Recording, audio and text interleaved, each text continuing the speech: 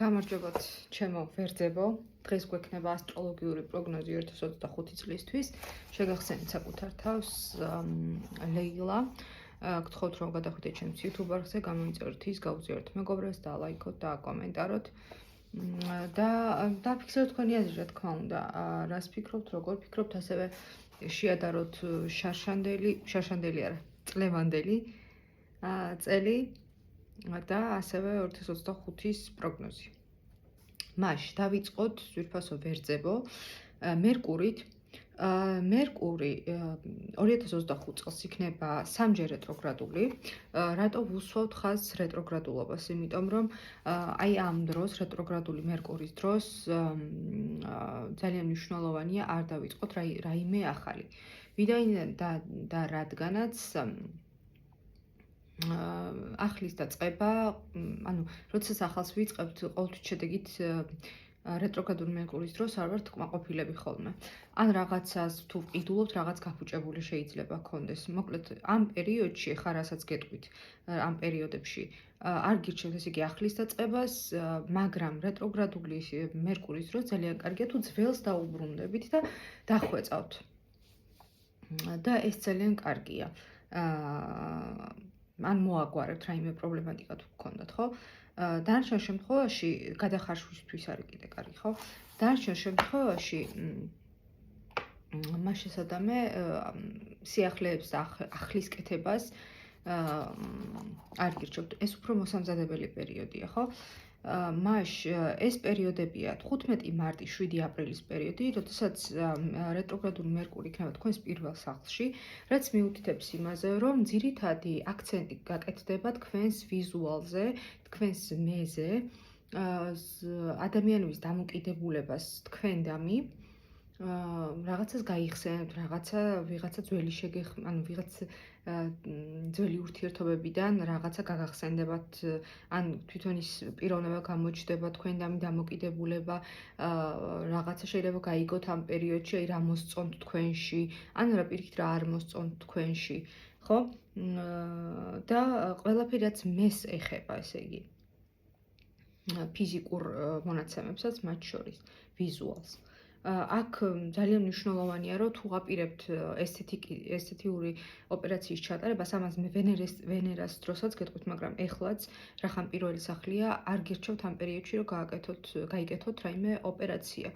იმიტომ რომ თუ ეს სიცოცხლისთვის საჭირო არ არის, რა თქმა უნდა, იმიტომ რომ დიდი ალბათობით არ მოგეწონებათ შედეგი.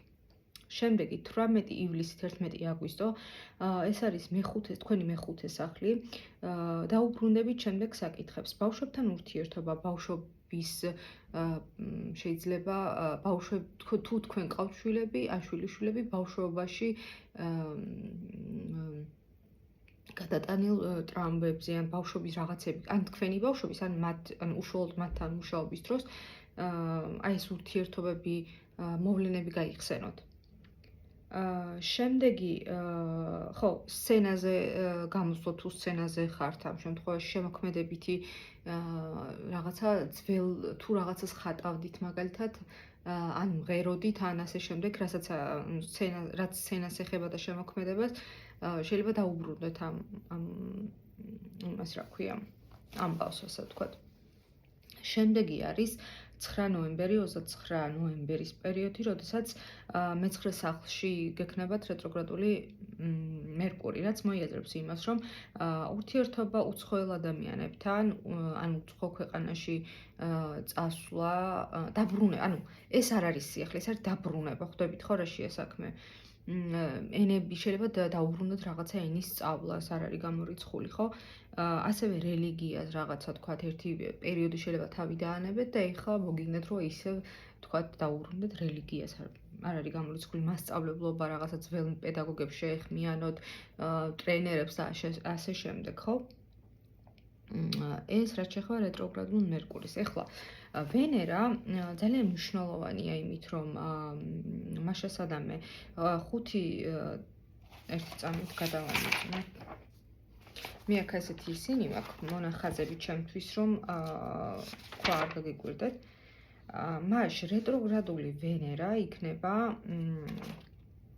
2 მარტიდან 13 აპრილის ჩათვლით. და თქვენს პირველ სახლში იქნება. ნახეთ, პირველი რეტროგრადული მერკურიც და ვენერას თქვენ პირველ სახლში. ეხლა რას მოიაზრებს ეს? ისევ და ისევ თუ კი უცებ გაგახსენდათ, რომ თქვათ ეს არ მომწონს და ესთეტიკური ის უნდა ჩავიტარო, ხო, არაფრის დიდებით. თქვენი გადასაწყვეტია, რა თქმა უნდა, ჩემი ვალდებულება რომ გითხრათ. არ ჩაიტაროთ ეს ამ პერიოდში.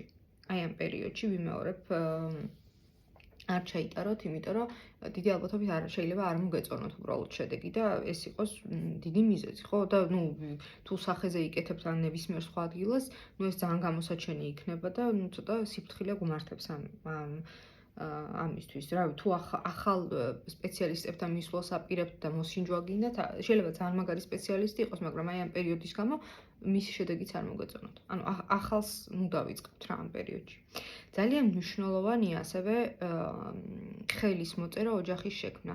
არაფრის დიდებით აი ამ პერიოდში არ მოაწეროთ ხელი, ან ოჯახი არ შექმნათ, რადგან აი ამ პერიოდში ვინც შექმნის ოჯახს, ხო, დიდი ალბათობით მათ ოჯახში სიყვარულის ნაკლებობა იქნება. და ოჯახისთვის რაც საჭიროა და მნიშვნელოვანია ეს ადამიანური რესურსებიც, ემოციური რესურსებიც და ასე შემდეგ, ხო? მაინც და მაინც ხან ვაირჩიოთ ამ პერიოდს და ცოტა მერე დაგეკნეთ. შემდეგი ვერძებო. ასევე შეიძლება ვისაუბროთ, იცით რა არის, ალბათობა იმისა, რომ რაღაც იდეა გაჩნდეს ან გინდოდეთ ოჯახის შექმნა და ანუ ეს შანსი არის, ეს პერიოდი შეიძლება იყოს, იმიტომ რომ პირველი სახლია აქტიური, მეოთხე სახლია აქტიური, მერე და მერე ვისაუბრებ ამ ყველაფერზე და ანუ ეს შეიძლება მიუთითებდეს იმაზე, რომ იცით რა არის, ანუ თქვათ შექმნათ ოჯახი და საცხოვრებელი ადგილი შეიცვალოთ. ანუ უბრალოდ შეიძლება, ანუ ეს რა თქმა უნდა მხოლოდ ამას არ მოიაზრებთ, შეიძლება უბრალოდ თქვენ თვითონ ანუ მოგინდეთ და სხვა სახლში გადახვიდეთ, ამაზეც მოიაზრებთ, ამაზე ცოტა მერე. ასევე პირველ სახლში იქნება 1 მაისი 6 ივნისის პერიოდში ვენერა, რაც იმაზე მიუთითებს, რომ ამ პერიოდში მაქსიმალურად იკაშკაშებთ და ყველა ყურადღება თქვენსკენ იქნება და ულამაზესი და ანუ ძალიან შარმიანი იქნებით. და ასე რომ შეგიძლიათ გამოიყენოთ ეს პერიოდი. მე-7 სახლში ეს არის 14 ოქტომბერის 7 ნოემბრის პერიოდში, როდესაც ვენერა რატომ მაინც ამ სახლებში, იმიტომ რომ ეს სახლები მიუთითებს ურთიერთობებზე, ხო, პარტნიორებზე, ურთიერთობებზე და აი ეს ის პერიოდი, როდესაც როგორც თქვი, პარტნიორებზე მაქსიმალური ზეგავლენა გექნებათ რა, ასე ვთქვათ. შემდეგი არის მეოთხე სახლზე გვექნება საუბარი მარსი, მეოთხე სახლში, რომელიც ასევე 7 იანვრიდან 24 თებერვლამდე იქნება რეტროგრადული, რაც მოიაზრებს იმას, რომ აქტუალური იქნება საკითხები და შეიძლება დაუბრუნდეთ საკითხებს დედასთან ურთიერთობა, სახლი, ქონება, მიწა და აი ამ ყველაფერს დაუბრუნდეთ. ახალი ისე და ისე არ გირჩევთ, ცოტა სიზარმაცის მომენტი შეიძლება იყოს, რომ აი გინდა, მაგრამ ვერ აკეთებ, ძალას ვერ გრძნობ რაღაცნაირად და აი სიზარმაცე შეიძლება მოიმატოს, მაგრამ გარდა ამისა შეიძლება დაუბრუნდეთ ამ საკითხებს. შემდეგი არის იუპიტერი, რომელიც 10 ივნისიდან 1 ივლისის ჩათვლით, უფრო სწორად, მოდი ასე ვთქვათ, 10 ივნისი 1 ივლისის ჩათვლით იქნება მეოთხე სახლში. აი ეს პერიოდი. და მეოთხე სახლი აგიხსენით რაც არის, ხო, ეწევა მარსზე რო ვლაპარაკობდი.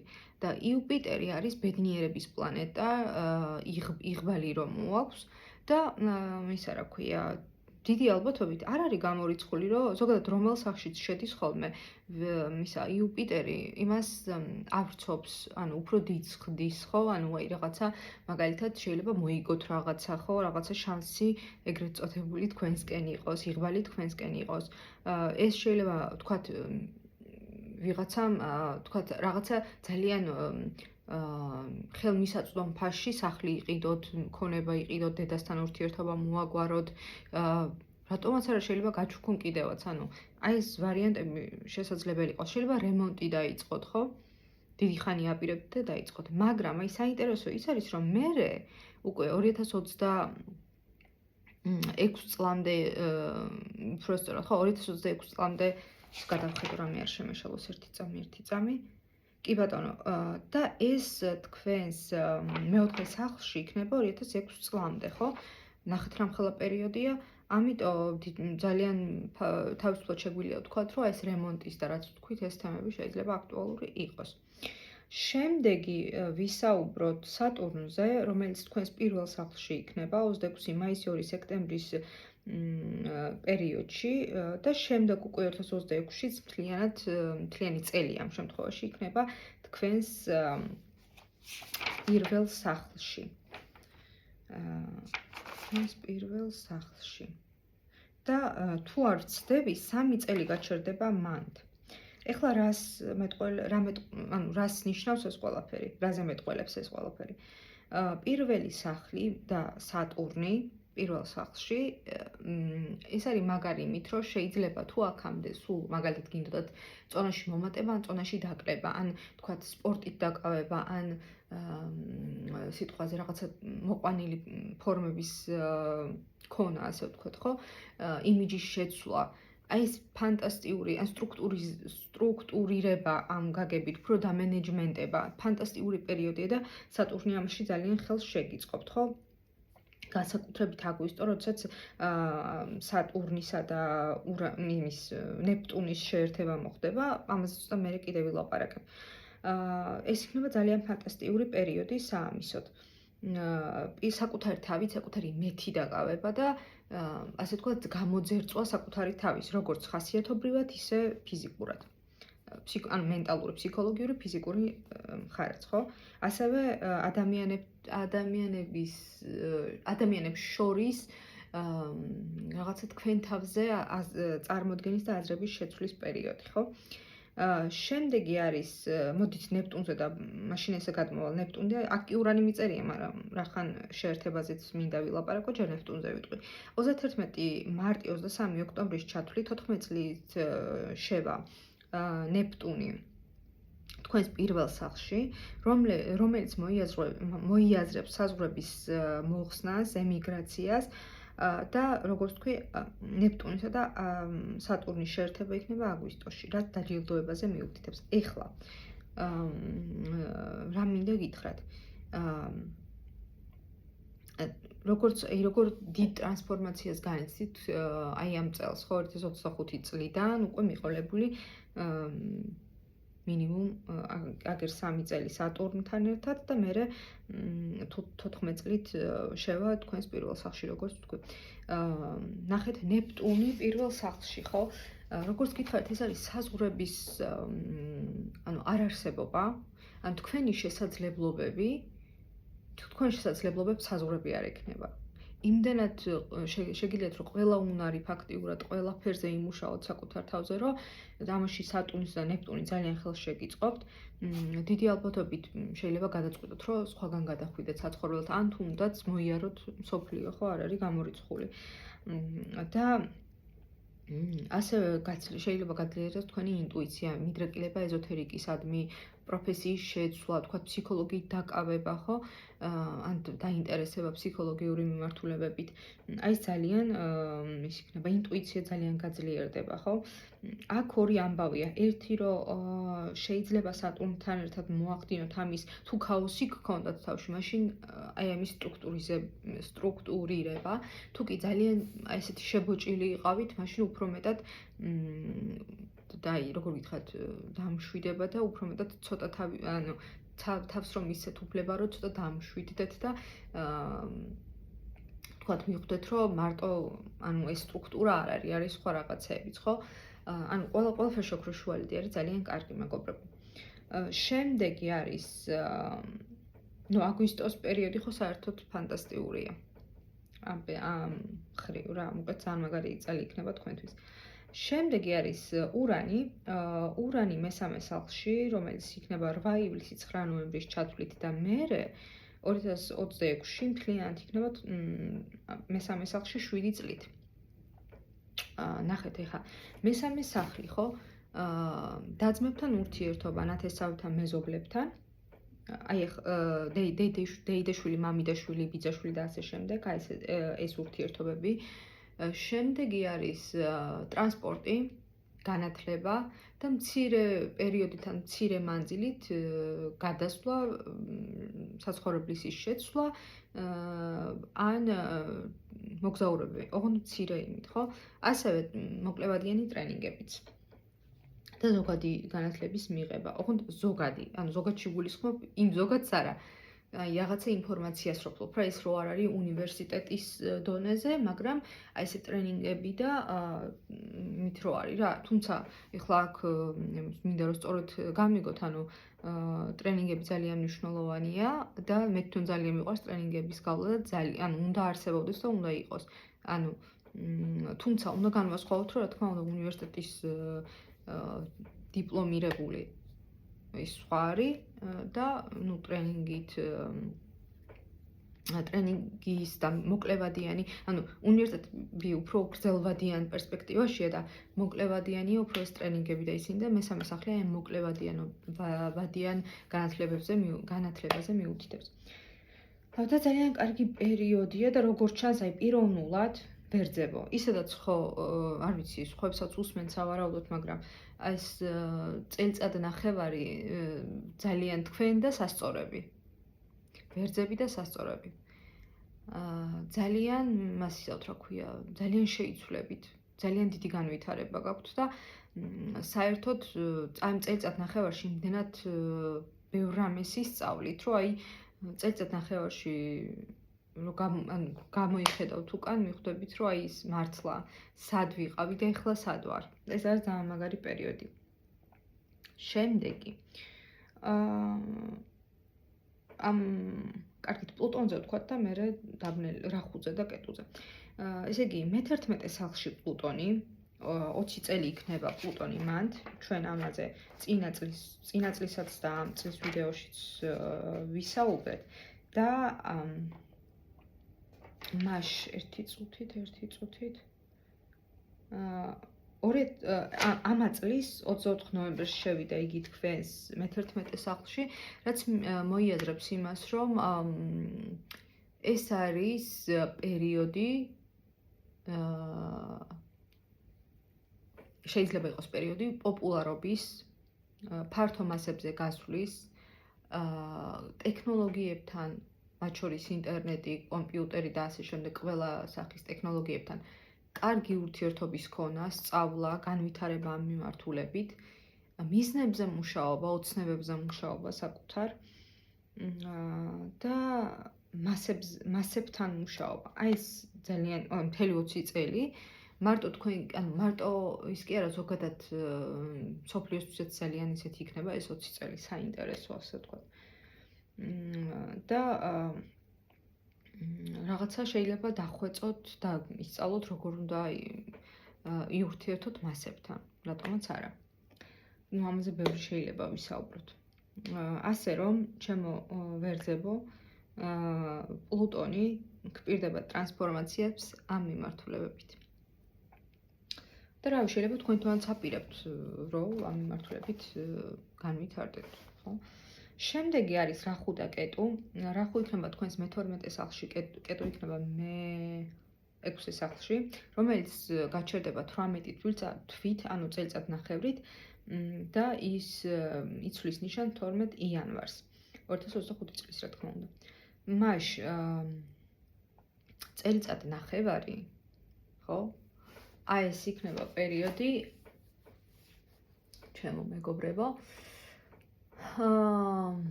ჯერთი ძალიან ბევრი რაღაცა თქვენი ცხოვრებიდან წავა.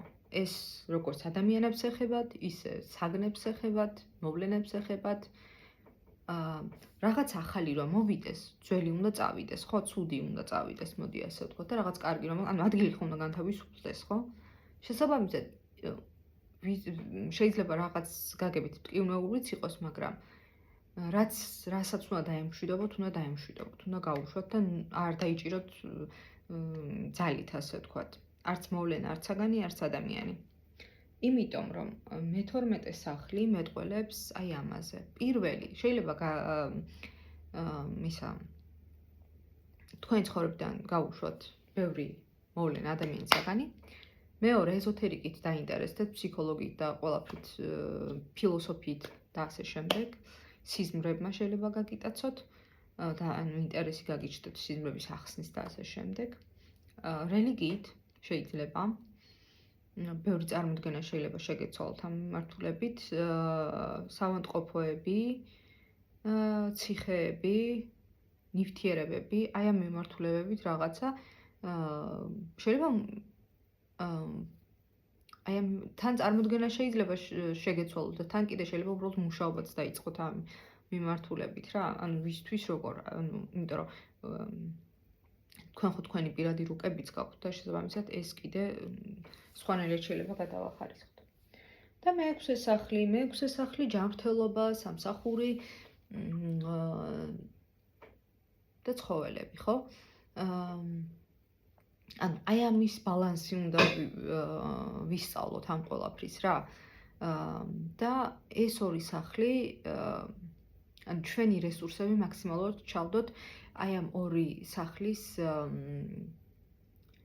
განვითარებაში, მოდი ესე ვთქვათ, და ამ მიმართულებებით დახვეწაში მაგალითად შეიძლება სპორტი დაიწყოთ, შეიძლება რაღაცა მართლა რაღაცა მიზანი, აი თქვენი სხვა ისინიც ხომ მიუთითებს, ანუ რაღაცა მიზანი დაისახოთ და აი დაიწყოთ ამაზე ძალიან მაგრა მუშაობა და ძალიან დიდი დროს დათმობა ამისთვის, რაც რა თქმა უნდა ძალიან კარგი იქნება და ნაყოფს გამოიღებს. ბოლო-ბოლო ვთქვათ გადადოთ სიზარმაცე. და მოკლედ დაგვჭა დაბნელებები, გვაქვს 2 მთვარის და 2 მზის დაბნელება. მთვარის დაბნელება იქნება 14 მარტს თქვენს მე-6 სახლში, მზის დაბნელება იქნება პირველ სახლში 29 მარტს, მთვარის დაბნელება მე-12 სახლში 7 სექტემბერს და მზის დაბნელება მე-6 სახლში. კი ბატონო. ეხლა დაბნელებები რა არის, ხო? ზოგადად დაბნელებები კარგია იმისთვის, რომ რაღაცის კულმინაცია ხდება ხოლმე ამ პერიოდში და რაღაცა ახლის დაგეგმვა. ზოგადად აი რეტროზე გამახსნა, აი კარგია ხოლმე დაგეგმვა რეტროს დროს. აი დაბნელებების დროსაც დიდი ალბათობით რაღაცები მთავრდება ხოლმე და ეს უკვე სამზადისია ხოლმე რაღაც ახლის დასაწყებად. რაც შეეხება სახლებს, კითა ვილაპარაკე ამ სახლებზე და კიდევ ორი სიტყვით ვიტყვი მაშინ გაგახსენოთ თუ არა და თავში ანუ გადაახვევთ და ნახავთ რა რას ნიშნავს. ესე იგი მთვარე რაც მე-6 სახლში 14 მარტს დაბნელება თქო, ეს არის ჯანმრთელობა, ცხოველები და მუშაობა, ყოველდღიური სამსახური. კულმინაცია აი ამ სფეროში. მზის პირველი სახლის საკუთარი ვიზუალი, მე ჩემი ხასიათი, ხო, ესენი. მე მთვარის დაბნელება მე-12 სახლში 7 სექტემბერი, ეს არის რელიგია, მოგზაურობა, ციხეები, მავნე ნივთიერებები, ეზოთერიკა, ინტუიცია, ყველაფერი ეს. რელიგია ვთქვი, ხო მე მგონი კი. და მზის ბოლო არის მე-6, რაც ვთქვი ის, რომ ისე სამსახური, ან მუშაობა ყოველდღიური, ცხოველები და მუშაობა ცხოველები. მე-6 სახლი მოიცა მუშაობა. იმდენი ვისაუბრე, რომ თან გონება გამეფანტა. მუშაობა, ცხოველები და ჯანმრთელობა. მოკლედ, ესეც ასე. და სავსემთვარეობა იქნება თქვენს პირველ სახლში 7 ოქტომბერს. მოკლედ, ესეთი საინტერესო წელი გელოდებათ, ჩემო ვერძებო. დამიწერეთ კომენტარებში, როგორ ჩაიარათ 2024-მა. ვიდეოს თუ უყურეთ 2024, მაშინ თქვენი აზრი დააფიქსირეთ, რამდენად ემთხვეოდა, რამდენად არ ემთხვეოდა, ან რა მოლოდინები გაქვთ 2025-ში და როგორ უყურებთ ამ ყველაფერს, მოკლედ. მადლობა რომ მომისმინეთ, წარმატებული დღე ყველას და აბა თქვენიცით.